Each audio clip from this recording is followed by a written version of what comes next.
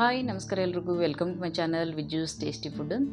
ನಾನಿವತ್ತು ಫಿಶ್ ರವಾ ತವಾ ಫ್ರೈಯನ್ನು ಮಾಡತ್ತೀನಿ. ಎಲ್ರಿಗೂ ಇಷ್ಟ ಆಗುವಂಥ ತುಂಬ ರುಚಿಯಾಗಿರುವಂಥ ಕ್ರಿಸ್ಪಿಯಾಗಿ ಗರಿಗರಿಯಾಗಿ ಸುಲಭವಾಗಿ ಮಾಡ್ಕೋಬೋದಾದಂಥ ಫಿಶ್ ರವಾ ಫ್ರೈ ಮಾಡತ್ತೀನಿ. ಸ್ವಲ್ಪನೂ ಕೋಟಿಂಗ್ ಬಿಟ್ಕೊಳ್ಳೋದಿಲ್ಲ, ಎಲ್ರಿಗೂ ಭಾಳ ಇಷ್ಟ ಆಕೈತಿ. ಇದನ್ನು ಯಾವ ರೀತಿ ಮಾಡೋದು ಅಂತ ನೋಡೋಣ ಬರ್ರಿ.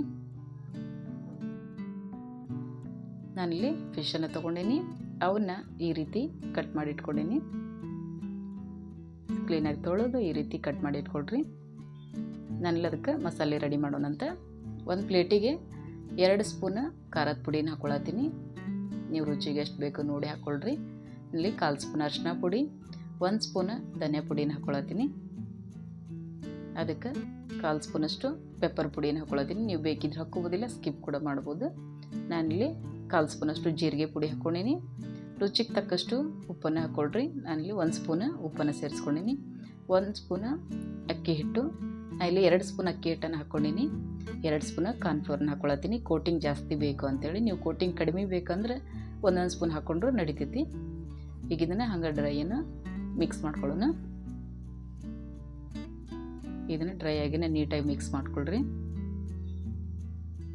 ಈಗ ಇದಕ್ಕೆ 1 ನಿಂಬೆಹಣ್ಣಿನಷ್ಟು ಹುಣಸೆ ಹಣ್ಣನ್ನು ನೆನೆಸಿಟ್ಕೊಂಡಿದ್ದೆ, ಅದನ್ನು ಅರ್ಧ ಕಪ್ನಷ್ಟು ನೀರನ್ನು ಹಾಕ್ಕೊಳತ್ತೀನಿ. ಹುಣಸೆ ಹಣ್ಣಿನ ನೀರನ್ನು ಹಾಕ್ಕೊಳತ್ತೀನಿ. ನೀವು ನಿಂಬೆಹಣ್ಣು ಬೇಕಿದ್ರೆ ಹಾಕ್ಕೋಬೋದು. ನಾನಿಲ್ಲಿ ಹುಣಸೆ ಹಣ್ಣಿನ ನೀರನ್ನು ಹಾಕ್ಕೊಂಡು ಮಿಕ್ಸ್ ಮಾಡ್ಕೊಳಕತ್ತೀನಿ. ಇದನ್ನು ಭಾಳ ಗಟ್ಟಿನೂ ಮಾಡಬೇಡ್ರಿ, ತಿಳಿನೂ ಮಾಡಬೇಡ್ರಿ. ಈ ರೀತಿ ಹದವಾಗಿ ಮಾಡ್ಕೊಳ್ರಿ. ಈ ರೀತಿ ಆಗೈತೆ ನೋಡ್ರಿ. ಭಾಳ ಗಟ್ಟಿನೂ ಅಲ್ಲ, ತಿಳಿನೂ ಅಲ್ಲ. ಈಗ ಇದನ್ನು ಮೀನಿಗೆ ಹಚ್ಚೋಣಂತ. ಈಗ ಸರಿಯಾಗಿ ಎಲ್ಲದಕ್ಕೂ ಅಂಟ್ಕೊಳ್ಳೋ ರೀತಿ ನೀಟಾಗಿ ಅದ್ರ ಒಳಗೆಲ್ಲ ಸೇರ್ಕೊಳ್ಳೋ ರೀತಿ ಹಚ್ಕೊಳ್ರಿ. ಇಲ್ಲಿ ಒಳಗೆಲ್ಲ ಹಚ್ಕೊಳ್ಬೇಕು, ಇಲ್ಲಾಂದ್ರೆ ಅದು ಒಳಗೆಲ್ಲ ಸಪ್ಪೆ ಸಪ್ಪೆ ಆಗಿರ್ತೈತಿ. ಹಾಗಾಗಿ ಇದ್ರ ಒಳಗೂ ಸ್ವಲ್ಪ ಸ್ವಲ್ಪ ಹಚ್ಕೊಂಡು ಈಗ 2 ಕಡೆನೂ ನಾನಿಲ್ಲಿ ಹಚ್ಕೊಳತ್ತೀನಿ. ಈ ರೀತಿ ಹಚ್ಚಿ ಇವನ್ನ ಒಂದು ಅರ್ಧ ಗಂಟೆ ಕಾಲ ನೆನೆಸಿಟ್ಕೊಳ್ರಿ. ಅಂದ್ರೆ ಚೆನ್ನಾಗಿ ಉಪ್ಪು ಖಾರ ಹಿಡಿದಿರ್ತಾವೆ, ತುಂಬ ಟೇಸ್ಟಿಯಾಗಿರ್ತಾವೆ. ಇಲ್ಲ ನಿಮಗೆ ಕ್ವಿಕ್ಕಾಗಿ ಮಾಡ್ಕೋಬೇಕಂದ್ರೂ ಆಗನೂ ಕೂಡ ಮಾಡ್ಕೋಬೋದು. ನಾನಿಲ್ಲಿ ಒಂದು ಅರ್ಧ ಗಂಟೆ ಕಾಲ ನೆನೆಸಿಟ್ಕೊಂಡು ಈಗ ಮಾಡತ್ತೀನಿ. ಈಗ 1 ಕಪ್ ರವೆ ತೊಗೊಂಡಿನಿ, ಚಿರೋಟಿ ರವಾನ. ಅದಕ್ಕೀಗ ಅರ್ಧ ಸ್ಪೂನ್ ಉಪ್ಪನ್ನು ಸೇರಿಸ್ಕೊಳತ್ತೀನಿ. ಅರ್ಧ ಸ್ಪೂನ್ ಖಾರದ ಪುಡಿನ ಹಾಕ್ಕೊಳತ್ತೀನಿ. ನೀವು ಬೇಕಿದ್ರೆ ಹಾಕ್ಕೋಬೋದಿಲ್ಲ, ಸ್ಕಿಪ್ ಕೂಡ ಮಾಡ್ಬೋದು. ಹಾಕ್ಕೊಳ್ಳೋದ್ರಿಂದ ರವೆ ಎಲ್ಲ ಟೇಸ್ಟಿಯಾಗಿರ್ತೈತಿ, ಮೇಲೆಲ್ಲ ಉಪ್ಪು ಖಾರ ಚೆನ್ನಾಗಿರ್ತೈತಿ. ಈಗ ಈ ರೀತಿ ಮೀನನ್ನು ತೊಗೊಂಡು ಫುಲ್ ತಟ್ಟೆಗೆಲ್ಲ ರವಾನ ಸ್ಪ್ರೆಡ್ ಮಾಡ್ಕೊಂಡೀನಿ. ಈಗ ಅದನ್ನು ಈ ರೀತಿ ಮೀನು ಹಚ್ಕೊಂಡು 2 ಕಡೆನೂ ಈ ರೀತಿ ಅವನ್ನ ಹೊಳ್ಳಾಡಿಸ್ಕೊಂಡು ಹಚ್ಕೊಳ್ಳೋಣ. ಫುಲ್ಲೆಲ್ಲ ಕೈಯಿಂದ ಹಿಡಿಯೋ ಅವಶ್ಯಕತೆ ಇರೋದಿಲ್ಲ. ಲಾಸ್ಟಿಗೆ ಅದಕ್ಕೆ ಬಾಲದಿಂದ ಈ ರೀತಿ ಹಿಡ್ಕೊಂಡು ಹಚ್ಕೊಂಡ್ರೆ ಸಾಕು. ಈ ರೀತಿ ನೋಡಲಿ, ಈ ರೀತಿ ಕೈಗೆ ಅಂಟ್ಕೊಳ್ಳೋದಿಲ್ಲ, ಏನಿಲ್ಲ. ಈ ರೀತಿ ಹಚ್ಕೊಂಡಿದ್ವನ್ನ ಎತ್ತಿಟ್ಕೊಳ್ಳೋಣಂತ. ಈಗ ತವಾನ ಕಾಯ್ಲಿಕ್ಕೆ ಇಡೋಣಂತ.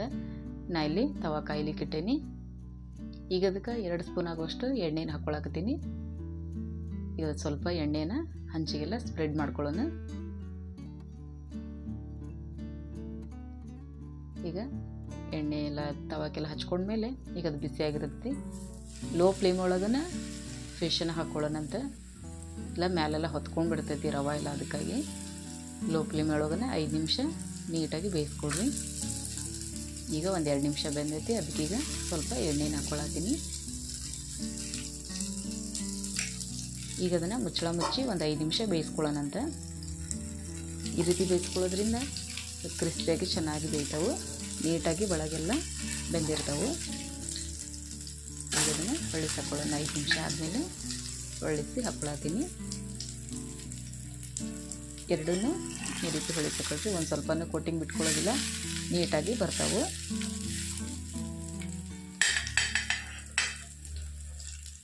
ರೀತಿ ಸರಿಯಾಗಿ ಹಾಕ್ಕೊಳ್ರಿ. ಈಗ ಅದಕ್ಕೆ ಮೇಲೆ ಸ್ವಲ್ಪ ಎಣ್ಣೆನ ಹಾಕ್ಕೊಳತ್ತೀನಿ. ಈಗ ಅದನ್ನು ಮುಚ್ಚಳ ಮುಚ್ಚಿ ಈ ಕಡೆನೂ ಒಂದು 5 ನಿಮಿಷ ಬೇಯಿಸ್ಕೊಳ್ಳೋಣ. 5 ನಿಮಿಷ ಆ ಕಡೆ ಲೋ ಫ್ಲೇಮ್ ಒಳಗನೆ ಬೇಯಿಸ್ಕೊಂಡ್ರೆ ನೀಟಾಗಿ ಒಳಗೆಲ್ಲ ಬೆಂದಿರ್ತೈತಿ. ಈಗ ಬೆಂದೈತಿ, 2 ಕಡೆನೂ ಸರಿಯಾಗಿ ಸ್ವಲ್ಪ ಕ್ರಿಸ್ಪ್ ಆಗಲಿ ಅಂತೇಳಿ ಆ ಕಡೆ ಹಾಕ್ಕೊಂಡು ಒಂದು 2 ಸೆಕೆಂಡ್ ಇದು ಮಾಡ್ಕೊಳ್ರಿ. ಈಗ ಅದನ್ನು ಸೈಡಿಗೂ ಸ್ವಲ್ಪ ಬೇಯಿಸ್ಕೊಳ್ರಿ. ಈ ರೀತಿ ಸೈಡಿಗೆಲ್ಲ ರವೆ ಬೆಂದಿರ್ತೈತೆ, ಆದರೂ ಕೂಡ ಕ್ರಿಸ್ಪಾಗಿ ಆಗಿರೋದಿಲ್ಲ. ಈ ರೀತಿ ಹಿಡಿಯೋದ್ರಿಂದ ಕ್ರಿಸ್ಪಾಗಿ ಆಗಿರ್ತೈತಿ. ಈಗ ರೆಡಿ ಆಗೈತೆ ನೋಡಿರಿ ಫಿಶ್ ರವೆ ತವಾ ಫ್ರೈ.